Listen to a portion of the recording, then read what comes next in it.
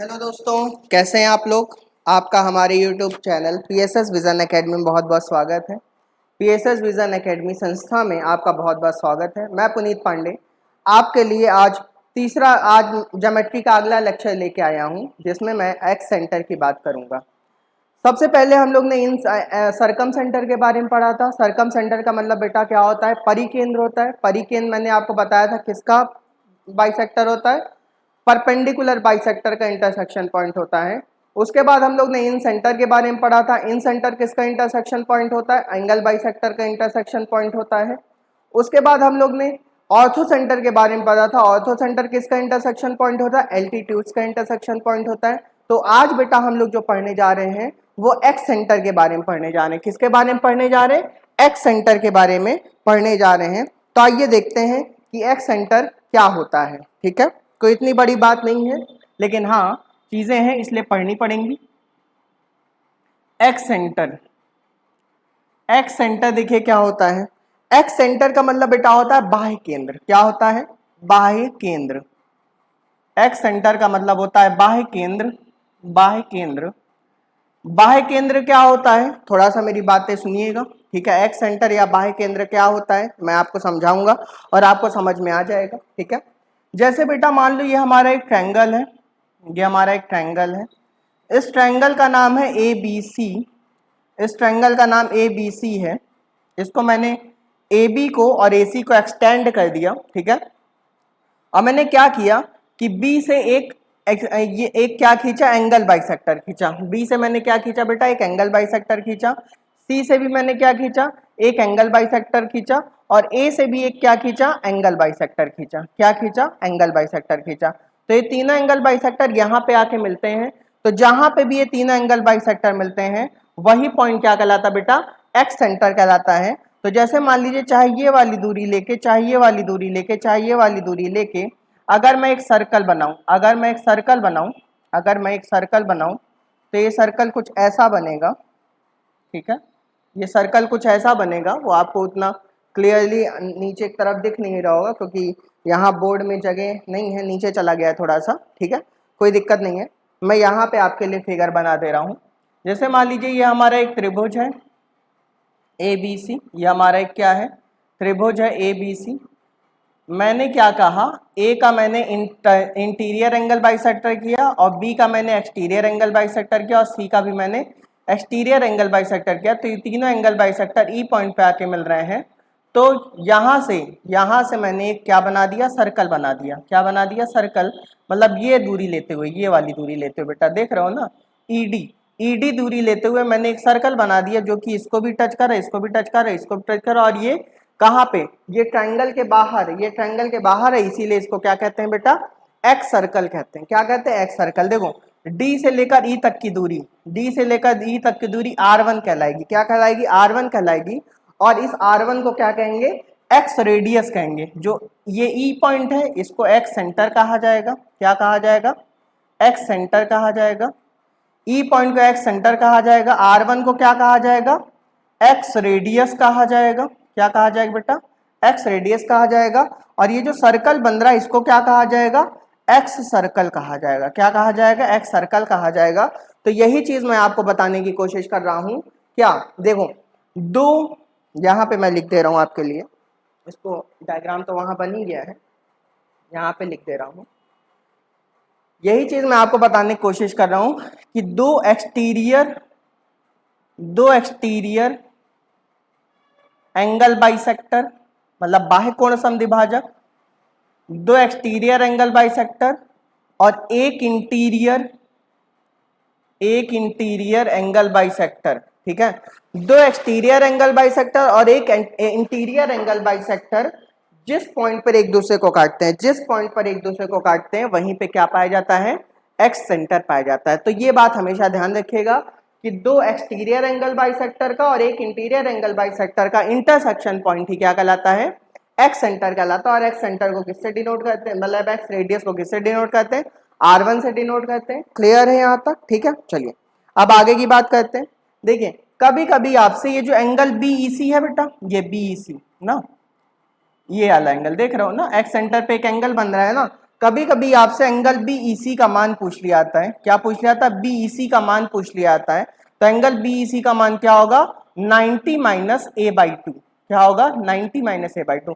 बेटा जैसे हम जब आपको ये जब एंगल बाइसेक्टर अंदर की तरफ काट रहे थे तो वहां पे आपको पता है कि क्या बन रहा था? वहां पे आपका इन सेंटर बन रहा था। क्या बन रहा था? इन सेंटर बन रहा था। और इन सेंटर के रिस्पेक्ट में जो एंगल बनता है वो क्या होता है? 90 प्लस a/2 होता ही नहीं होता है। अगर अंदर की तरफ बनेगा तो 90 प्लस a/2 होगा, बाहर की तरफ बनेगा तो 90 माइनस a/2 होगा। क्लियर है? ठीक है। मान लीजिए इसके रिस्पेक्ट बात करोगे तो 90 माइनस b/2 होगा। अगर इधर कहीं सर्कल हमें बने तो 90 माइनस c/2 हो जाएगा। क्लियर है? ठीक है। इसी तरीके से अगर मैं x रेडियस की बात करूं, किसकी बात करूं? अगर मैं x रेडियस की बात करूं तो x रेडियस क्या होगा? यहाँ पे मैं लिख दे रहा हूं। अगर r1 की बात करूं तो r1 क्या होगा? डेल्टा अपॉन s माइनस है। क्या होगा? डेल्टा अपॉन s माइनस है। जैसे इन रेडियस होती r is equal to delta upon s, जैसे in radius small r is equal to delta upon s होती है, वैसे ही x रेडियस क्या होती है? डेल्टा अपॉन s माइनस है। देखो बेटा जैसे ये a है, a के सामने वाली साइड स्मॉल है। देखो सर्कल अगर इस वाली साइड को छुएगा, देख रहे हो ना BC को, अगर BC को छुएगा तो r1 बराबर डेल्टा अपॉन s माइनस से हो जाएगा ना। और B के सामने वाली साइड स्मॉल b होती है, C के सामने वाली साइड स्मॉल b। कभी कभी क्या होता है इसका और इसका हम बाइसेक्टर करते हैं और इसका इंटीरियर करते हैं, तो सर्कल इसको टच करता है, AC को टच करता है। ठीक है, तब क्या हो जाएगा?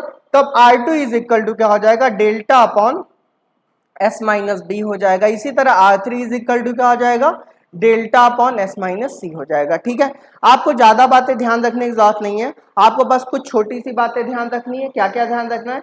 अगर a को छुएगा, अगर साइड a को टच करेगा सर्कल तो r1 is equal to delta upon s minus है।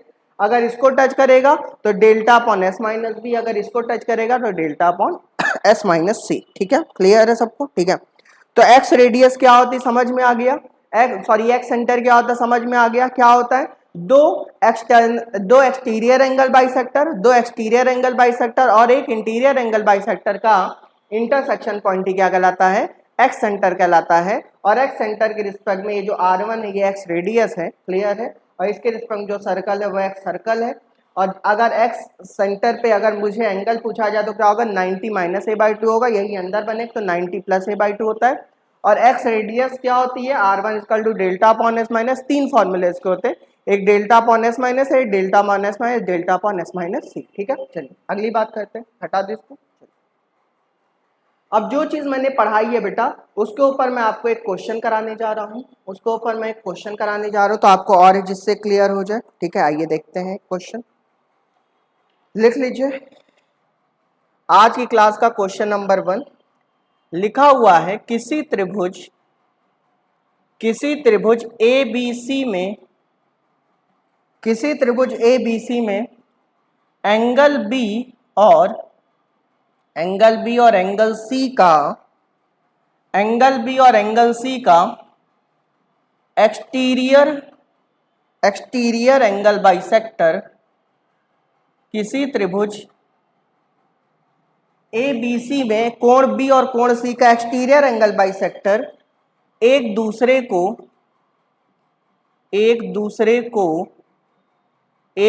को P बिंदु पर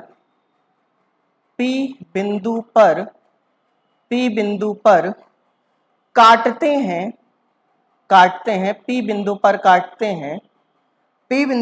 हैं, यदि एंगल BPC बराबर 40 डिग्री, यदि कोण BPC बराबर 40 डिग्री तो कोण A का मान क्या होगा ना। क्वेश्चन में कह रहा है किसी त्रिभुज ABC में कोण B और कोण C का एक्सटीरियर एंगल बाइसेक्टर एक दूसरे को बिंदु P पर काटते हैं, अगर एंगल BPC बराबर 40 डिग्री तो एंगल A का मान क्या होगा। आइए देखते हैं। आप देखिए ये हमारा सबसे पहले ट्रायंगल मैंने बना लिया ABC। ठीक है, क्वेश्चन कह रहा है B और C का एक्सटीरियर एंगल बाइसेक्टर, तो ये मैंने खींच लिया, एक दूसरे को कहां पर काट रहे हैं? P पर काट रहे हैं। ठीक है, तो आपको ये पता है कि ये वाला एंगल कितना है? 40 डिग्री है। एंगल BPC का मान कितना है? 40 डिग्री है। तो आपसे कह रहा है एंगल A का मान क्या होगा। क्लियर है? ठीक है, तो बेटा अगर ये एक्सटीरियर एंगल बाइसेक्टर है और एक दूसरे को P बिंदु पर काट रहे हैं तो सीधी सी बात है कि जो एंगल BPC होगा वो 90 माइनस a/2 होगा। ये चीज तो मैंने अभी पढ़ाई है आपको, नहीं? ठीक है, तो एंगल BPC 90 माइनस a/2, तो एंगल BPC का मान है कितना? 40 है। तो 40 बराबर 90 माइनस a बाई 2, तो 90 में से 40 गया, कितना बचा 50, तो 50 बराबर a बाई 2, तो एंगल a बराबर कितना आ गया 50 दूना 100, ठीक है, मतलब कोण a का मान क्या होगा 100 डिग्री हो जाएगा, ठीक है। क्लियर है।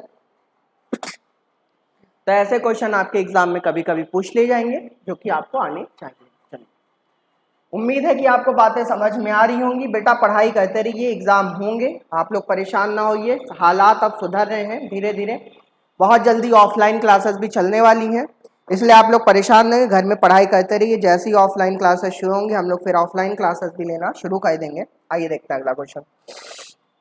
क्वेश्चन नंबर 2 कह रहा है किसी त्रिभुज ABC में, किसी त्रिभुज ABC में AB बराबर 13, AB बराबर 13, BC बराबर 14, BC बराबर 14 और CA बराबर 15, CA बराबर 15, किसी त्रिभुज ABC में AB बराबर 13, BC बराबर 14, CA बराबर 15, कोण B, कोण B, एंगल B और एंगल C, एंगल B और एंगल C के एक्सटीरियर एंगल बाइसेक्टर, बोले तो बाह्य कोण समद्विभाजक, ठीक है, एक्सटीरियर एंगल बाइसेक्टर बोले तो बाह्य कोण समद्विभाजक, एंगल बी और एंगल सी के बाह्य कोण समद्विभाजक के एंगल एक्सटीरियर एंगल बाइसेक्टर के खींचे जाने वाले, के खींचे जाने वाले, के खींचे जाने वाले, खींचे जाने वाले एक्स सर्कल, एक्स सर्कल की एक्स रेडियस, की एक्स रेडियस क्या होगी, एक्स सर्कल की बेटा एक्स रेडियस क्या होगी ये हमें बताना है, ठीक है। क्वेश्चन देखो क्या कह रहा है बेटा, क्वेश्चन आसान है। क्वेश्चन में कहा जा रहा है किसी त्रिभुज ABC में AB बराबर 13, BC बराबर 14 और CA बराबर 15 है, एंगल B और एंगल C के एक्सटीरियर एंगल बाइसेक्टर के खींचे जाने वाले एक्स सर्कल की एक्स रेडियस क्या होगी, ठीक है। आइए देखते हैं बेटा, सबसे पहले तो फिगर बना लो, ये हमारा एक त्रिभुज बन गया ना, इसका मैं सोल्यूशन यहाँ आपको देने जा रहा हूँ। ये हमारा फिगर बन गया त्रिभुज ABC, कह रहा है एंगल B और एंगल C के एक्सटीरियर एंगल बाइसेक्टर, B और C का एक्सटीरियर एंगल बाइसेक्टर मैंने खींच दिया ना, ठीक है। तो ये तीनों यहाँ पे एक दूसरे को काट रहे हैं, तो इसके रिस्पेक्ट में जो एक्स सर्कल बन रहा है, ये जो एक्स सर्कल बन रहा है ऐसे बनता है ना, अभी यही पढ़ाया था, ठीक है। इसके रिस्पेक्ट जो सर्कल बन रहा है इसी के एक्स रेडियस बतानी, मतलब R1 बताना है, क्या बताना, R1 बताना है, ठीक है।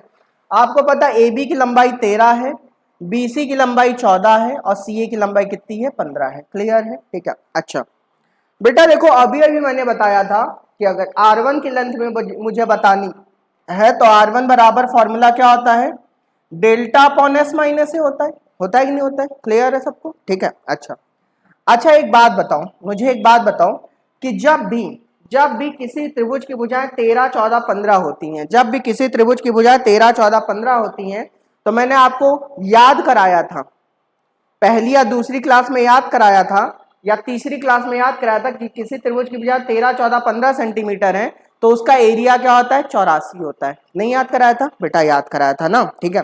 अगर किसी त्रिभुज की भुजाएं 13, 14, 15 तो उसका एरिया क्या होता है 84 होता है, मैंने कहा था इसको एज अ कॉन्सेप्ट याद कर लेना। अगर नहीं याद है तो फिर आपको हीरोज फॉर्मूला लगा के निकालना पड़ेगा इसको, ठीक है। तो किसी त्रिभुज की भुजा अगर 13, 14, 15 है तो उसका एरिया क्या होगा 84 होगा, ठीक है। चलिए S निकाल लेते हैं, S क्या होगा A plus B plus C by 2, बोले तो 13 प्लस 14 प्लस 15 बटे 2, तो S इज इक्वल टू बेटा क्या आ जाएगा, S इज इक्वल टू आ जाएगा 15 में 14 जोड़ेंगे 29, 29 42, 42 बटे 2 कितना होगा 21 होगा। S की वैल्यू क्या आ गई 21 आ गई, ठीक है। 21 माइनस A कितना है, A बेटा 15 है, कितना है 15, क्लियर है। तो 84 बटे क्या कर लीजिए 21, 15 गया 6, तो R1 इज इक्वल टू क्या आ गया 6 कम 6, 6 दुना 6 चौक 24, 6 चौक 24, R1 इज इक्वल टू क्या आ गया 14 आ गया, ठीक है। तो कुल मिला के जो एक्स रेडियस आ गई वो कितनी आ गई 14 आ गई, क्लियर है। उम्मीद है कि आपको समझ में आ गया होगा, मैंने कुछ किया नहीं, डायग्राम बनाया है। आपको पता है जब भी 13, 14, 15 होती है तो ट्रायंगल का एरिया क्या होता है 84 होता है। अगर ट्रायंगल का एरिया 84 है, इसकी value A plus B plus C by 2 ना, ठीक है। सॉल्व कर लीजिए आंसर आ जाएगा, क्लियर है सबको। चलिए बेटा अगर ये बात आपको समझ में आ रही तो मैं इसको हटा दे रहा हूँ, मेरे साथ साथ आप लोग कॉपी पे नोट्स बनाते रहिए, कॉपी पे भैया नोट्स बनाते रहिए, उससे आप लोग की पढ़ाई मेरे साथ साथ होती रहेगी। चलिए अब अगली बात करते हैं भाई। अगली बात देखिए, लिख लो, एक कॉन्सेप्ट ही करके लिख लो, कॉन्सेप्ट करके लिख लो। किसी समबाहु त्रिभुज, समबाहु त्रिभुज का मतलब है बेटा जिसकी सारी भुजाएं क्या हो, सेम हो, सारी भुजाएं भी सेम हो, सारे कोण भी क्या हो, सेम हो, ठीक है। किसी समबाहु त्रिभुज की स्मॉल आर मतलब समझ जाओ ना, इन रेडियस ना, स्मॉल आर और R1 मतलब समझ जाओ ना, एक्स रेडियस का रेशियो क्या होगा, का अनुपात क्या होगा। किसी समबाहु त्रिभुज की स्मॉल आर और स्मॉल R1 का रेशियो क्या होगा। स्मॉल आर मतलब इन रेडियस और स्मॉल R1 मतलब एक्स रेडियस का रेशियो क्या होगा। आप सुनो कैसे करेंगे। सबसे पहले तो बेटा एक समबाहु त्रिभुज बना लूं, और मैंने अभी आपको बताया कि समबाहु त्रिभुज की सारी भुजाएं क्या होती हैं, सेम होती हैं। तो ये भी स्मॉल है, ये भी स्मॉल है और ये भी स्मॉल है ना, ठीक है। अच्छा बेटा जो स्मॉल आर का मैंने फॉर्मूला बताया था वो क्या बताया था, डेल्टा अपॉन एस बताया था, ठीक है। और स्मॉल R1 का मैंने फॉर्मूला क्या बताया था, डेल्टा अपॉन एस माइनस ए बताया था कि नहीं बताया था, ठीक है। मुझे स्मॉल आर और स्मॉल R1 का रेशियो बताना है, तो small r upon small R1 is equal to delta upon s बटे delta upon s minus a बेटा ना। तो डेल्टा से डेल्टा कट गया, तो यहाँ क्या बचा, यहाँ बचा एस माइनस ए अपॉन एस बचा ना, ठीक है। तो बता एस से एस भी कैंसिल आउट हो जाएगा, तो 1 आएगा और माइनस ए अपॉन एस आ जाएगा, ठीक है। तो 1 माइनस तो है ये, ए तो है ये। अच्छा एस होता है हाफ पेरीमीटर, हाफ पेरीमीटर मतलब तीनों भुजाओं का योगफल बटे दो, तो ए जोड़ोगे तो 3 आएगा, तो 3a/2 आ जाएगा, क्या आ जाएगा 3a/2 ना। तो 1 माइनस 2 को पलट दो, 2a अपॉन 3a, तो 3a में से 2a गया, a आ गया a अपॉन 3a, a से कैंसिल आउट हो गया, 1:3। तो इसका मतलब ये हो गया, ये बात हमेशा ध्यान रखिएगा, इसके ऊपर क्वेश्चन भी बहुत पूछे आते हैं कि समबाहु त्रिभुज की इन रेडियस और एक्स रेडियस का रेशियो क्या होता है, 1:3 होता है। समबाहु त्रिभुज की इन रेडियस और एक्स रेडियस का रेशियो क्या होता है बेटा, 1:3 होता है। ये बात आप ध्यान भी रखिएगा, क्लियर है, ठीक है। चलिए हटा दी इसको, अगला कॉन्सेप्ट, अगला चीज मैं बताने जा रहा हूं।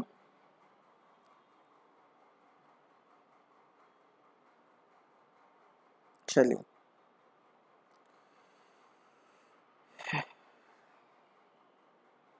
लिख लीजिए, ये भी एज अ कॉन्सेप्ट लिख लीजिए। ये आपके व्यापम के एग्जाम के लिए तो इंपॉर्टेंट नहीं है, लेकिन इस पे एसएससी क्वेश्चन बनाता है, ठीक है। मान लीजिए कभी आप एसएससी का एग्जाम देंगे तो आपको ऐसा कभी कभी मिल जाता है, ठीक है। देखिए जो मैं बताने जा रहा हूं, लिख लीजिए, किसी भी त्रिभुज में, ऑर्थो सेंटर मतलब समझ रहे हो ना, लंब केंद्र, किसी भी त्रिभुज में ऑर्थो सेंटर, सेंट्रॉइड, किसी भी त्रिभुज में ऑर्थो सेंटर, सेंट्रॉइड और सरकम सेंटर, किसी भी त्रिभुज में ऑर्थो सेंटर, सेंट्रॉइड और सरकम सेंटर संरेखी होते हैं। संरेखी मतलब कोलिनियर, संरेखी मतलब कोलिनियर होते हैं, कोलिनियर होते हैं बेटा, संरेखी मतलब कोलिनियर होते हैं, ठीक है। तथा सेंट्रॉइड मतलब केंद्रक ना, तथा सेंट्रॉइड इस लाइन को या इस रेखा को, तथा सेंट्रॉइड इस रेखा को 2:1 में बांटता है, 2:1 में बांटता है।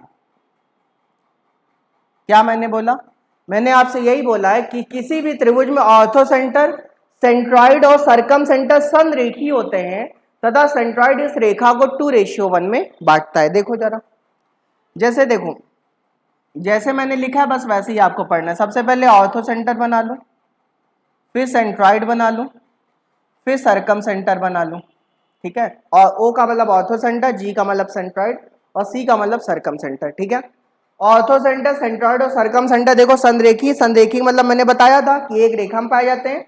और ये जो सेंट्रॉइड है, ये जो सेंट्रॉइड है इसको किस रेशियो में बांटता है, 2 रेशियो में बांटता है, 1 में बांटता है। इसका मतलब ओ से लेकर जी तक का रेशियो, ओ से लेकर जी तक का रेशियो बेटा अगर 2 होगा तो जी से लेकर सी तक का रेशियो 1 होगा। क्लियर है सबको? क्या मैंने बोला समझ में आया?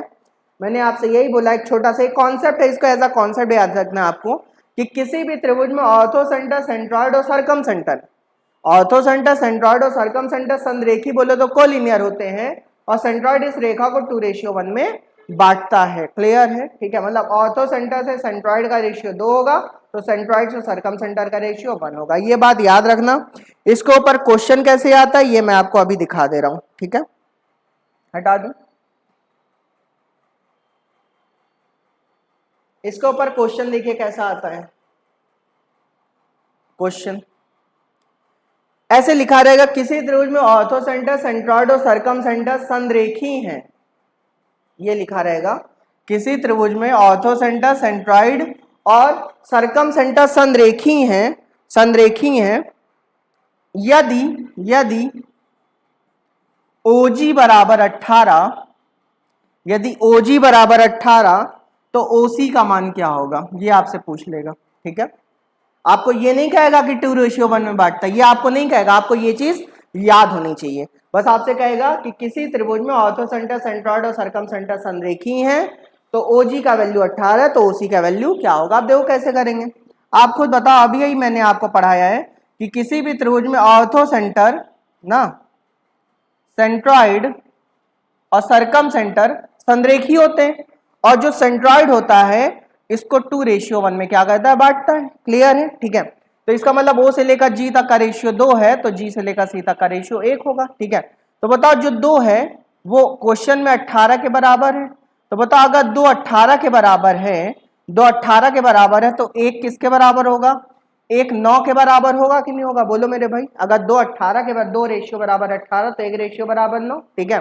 तो आपसे OC पूछा गया है, अगर OC पूछा गया तो 18 में 9 जोड़ दो, तो 18 में 9 जोड़ोगे कितना आ जाएगा, 27 आ जाएगा। मान लो GC पूछता तो 9 हो जाता, आपसे OC पूछा गया तो 18 में 9 जोड़ लो, कितना होगा बेटा, 27 होगा। क्लियर है सबको? बातें मेरी समझ में आ रही हैं? ठीक है, चलिए अगली बात करते हैं। हटा दे रहा हूं इसको। एक अगला कॉन्सेप्ट,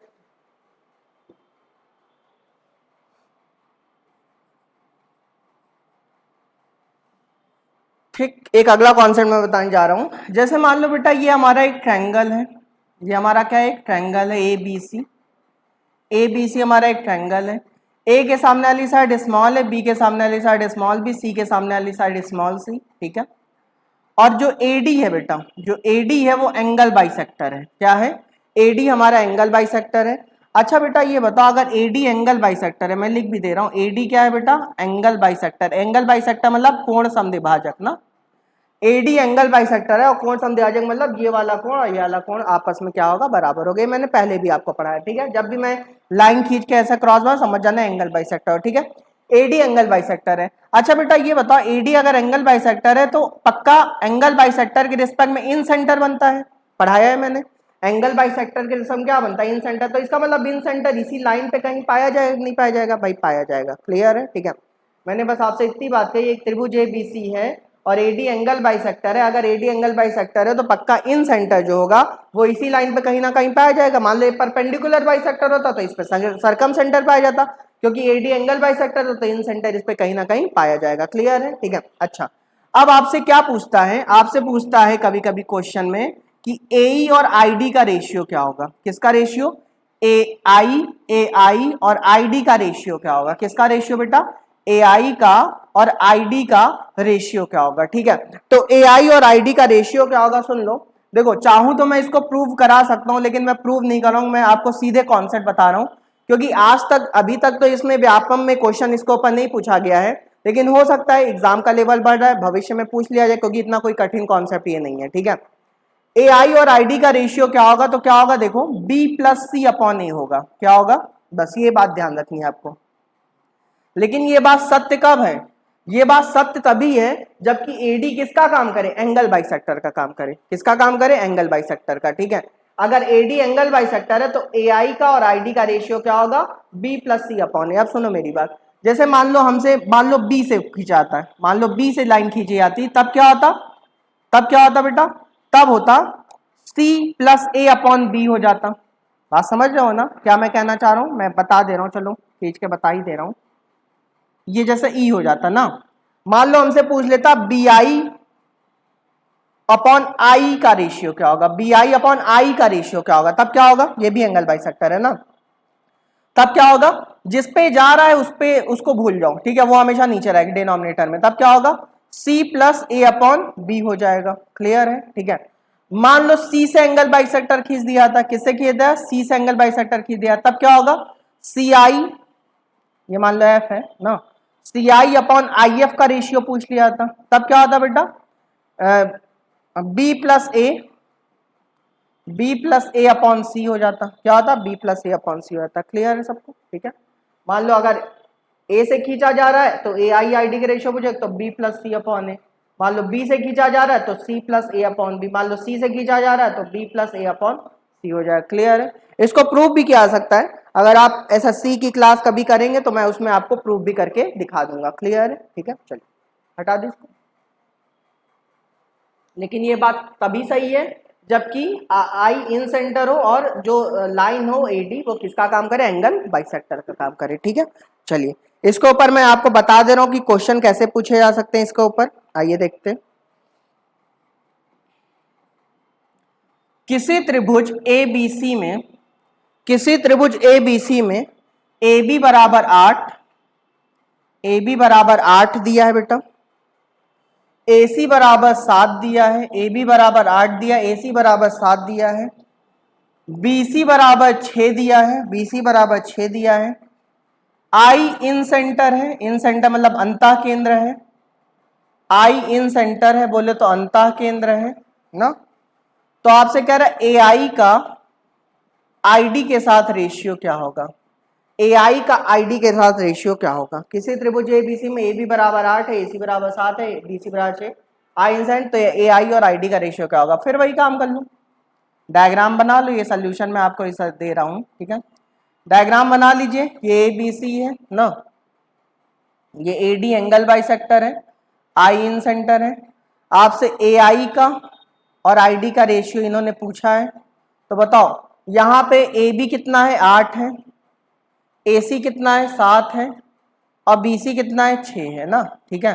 तो अगर AI और ID का रेशियो पूछा है तो क्या होगा, इसका योगफल बोले तो 8 प्लस 7 अपॉन क्या 6, तो 8 7 कितना 15, 15 बटे 6, तो 3 5 15, 3 2 6, 5:2 होगा।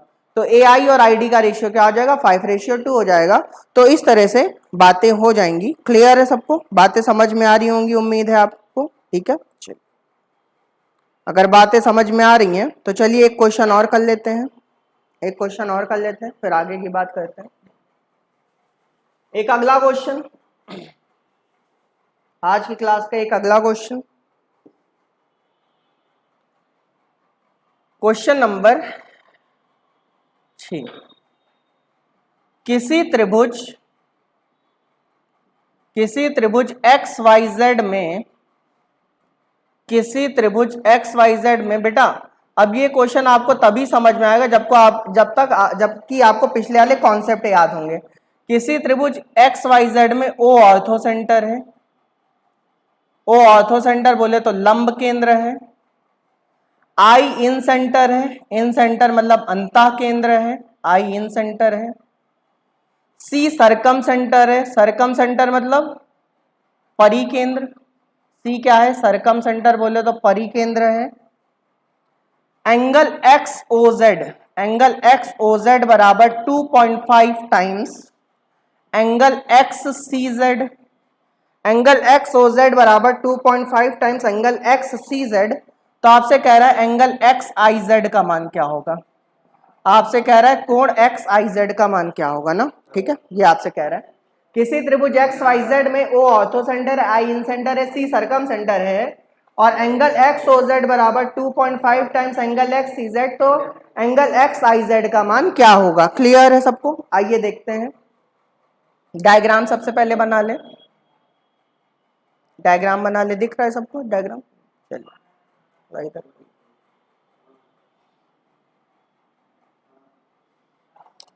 ये x है, ये y है और ये z है, ये त्रिभुज बन गया। ठीक है, अब सुनो, मान लो यहाँ पे ऑर्थो सेंटर पाया जा रहा है। क्या पाया जा रहा है? Ortho centre. क्लियर है? ठीक है, ध्यान से सुनना, जो इसका सोल्यूशन छिपा है वो इसी में छिपा है। ठीक है, मान लीजिए ये वाला एंगल थीटा है, सपोज दैट। ये वाला एंगल क्या है? थीटा है। सपोज दैट ये वाला एंगल क्या है? थीटा है। ठीक है, अच्छा बेटा एक बात मुझे बताओ, अगर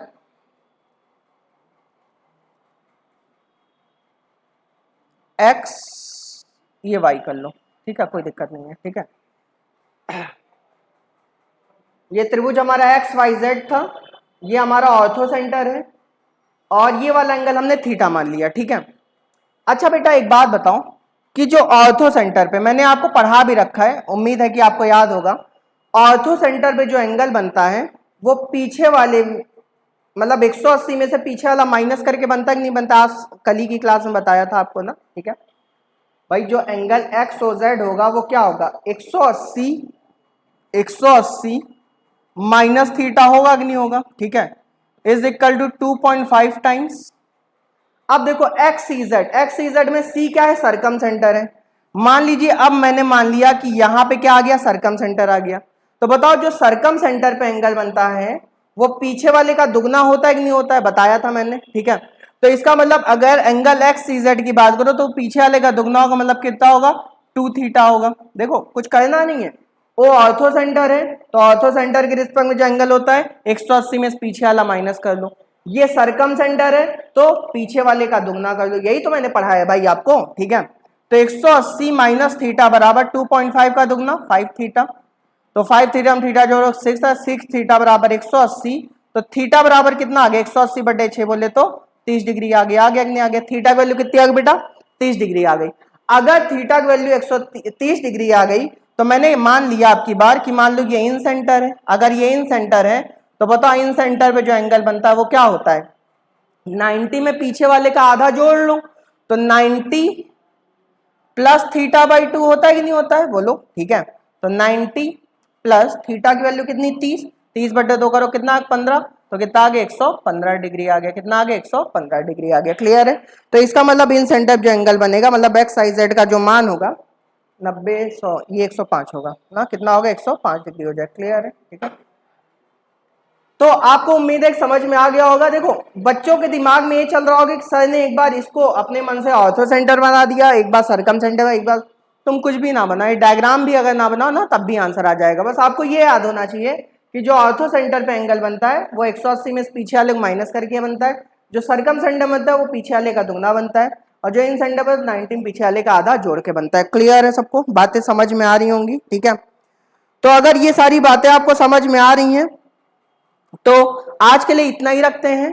कल की क्लास में फिर हम लोग कॉन्ग्रेंसी और सिमिलैरिटी के बारे में पढ़ना शुरू कर देंगे। सेंटर सारे खत्म हो गए हैं। ठीक है, कल की क्लास में कॉन्ग्रेंसी और सिमिलैरिटी के बारे में पढ़ना शुरू कर देंगे। आप लोग घर में पढ़ते रहिए, यही सारे कॉन्सेप्ट से रिलेटेड आपके एग्जाम में क्वेश्चन आएंगे। विश्वास मानिए, केवल अगर आप क्लास भी अच्छे से कर रहे हैं, नोट्स अच्छे से बना रहे हैं, मैं आपको बता रहा हूं कि ज्योमेट्री में आपका क्वेश्चन छूट के कहीं से भी बाहर से नहीं जाएगा। ठीक है, चलिए तो कल फिर मिलते हैं। आज के लिए धन्यवाद। Thank you so much.